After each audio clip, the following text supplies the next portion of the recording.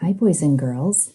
So I bet you already knew it, but this week is Fire Safety Week. It's all about the firefighters.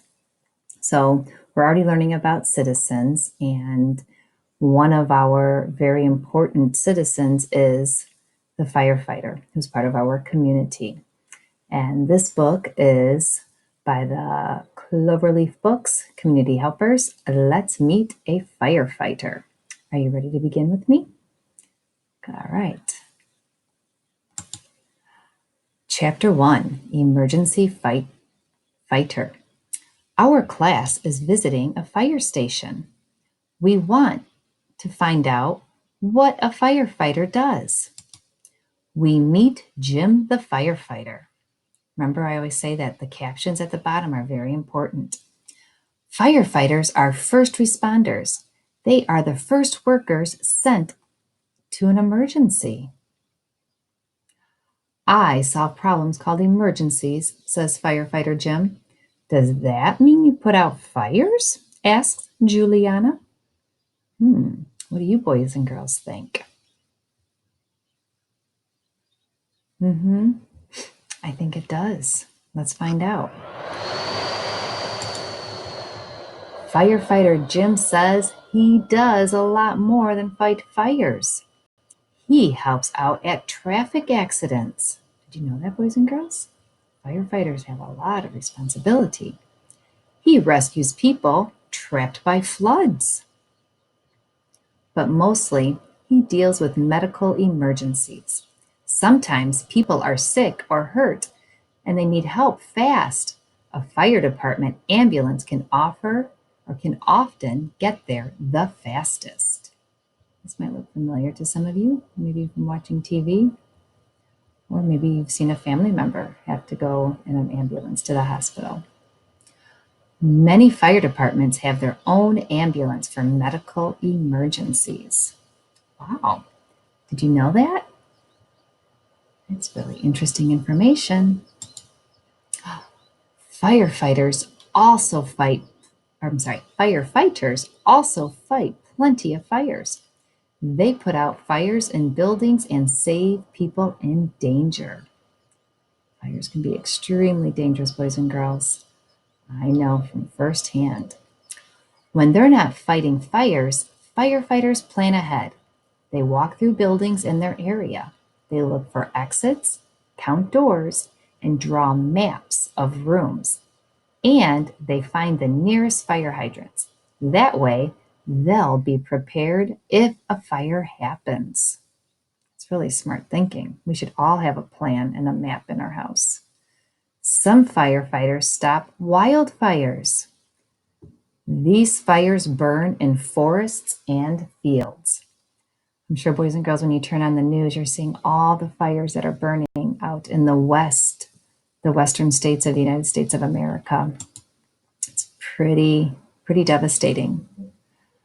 When I grow up, I want to help people in emergencies, says Maya.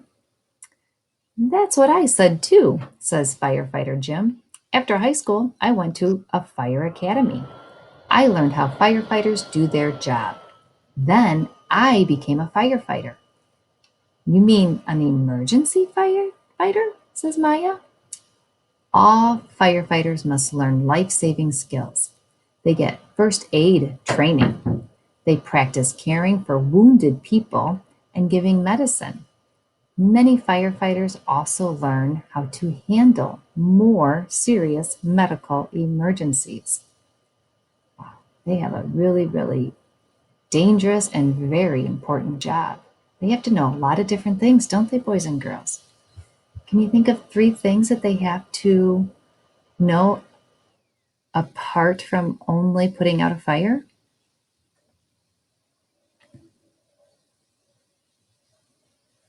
Yes, they have to learn life-saving skills. There's a lot of information in this green box. They have to get first aid training, and they also have to practice caring for wounded people and giving medicine. There's one more. Yeah, they also have to learn how to handle more emergencies that are medical. Good job. Chapter 2, toolbox on wheels. Firefighter Jim uses rescue tools for emergencies. He keeps the tools inside his fire truck. Wow, look at all this. Those look like maybe oxygen tanks. You can see an axe, maybe a shovel. I know everybody knows what that is. Yes, it's the fire hose. Let's find out what they are used for. An axe opens windows. A fire hose carries water. Jim's air pack holds oxygen. A fire can fill a room with smoke. The pack gives Jim clean air he breathes, the air through a mask on his face. In any kind of an emergency, people can call 911 for help. I hope everybody knows that. I wear the air pack with my firefighting clothes, says Firefighter Jim. Firefighting clothes are called bunker gear. Safety is important when fighting fires. So firefighters follow the 2 in 2 out rule. 2 firefighters go into a building, 2 fight a fire together, 2 stay out and watch for dangers the others can't see. Wow, how many go inside the building, boys and girls? Yes, there's 2. They call it the 2 in and 2 out. Good job. Special pants and coats protect Jim against burns. This bunker gear keeps him safe in fires up to 500 degrees. That's hotter than most ovens. Wow. It's pretty impressive. Ooh, turn your heads. A fire truck is a tool too. It is also called a hook and ladder truck. Ooh, look how long that is. A metal ladder on top helps firefighters climb 100 feet high. Ladder hooks latch onto a roof. They keep the ladder steady against a building. Wow, it is really a toolbox on wheels. Taking care of tools is an important part of a firefighter's job. Firefighters clean their fire truck. They wash fire hoses and other supplies. Broken equipment is replaced. That way, their tools are ready for the next rescue. Chapter 3, A Community Hero. Firefighter Jim is more than an emergency fighter. He teaches the community about fire safety. Gavin thinks that makes Jim a hero. What do you think, boys and girls? I think so too. Yes, it's a very dangerous, important job. He is a hero. All of the firefighters are heroes. Firefighters are people in the community. A community is a group of people who live in the same city, town, or neighborhood.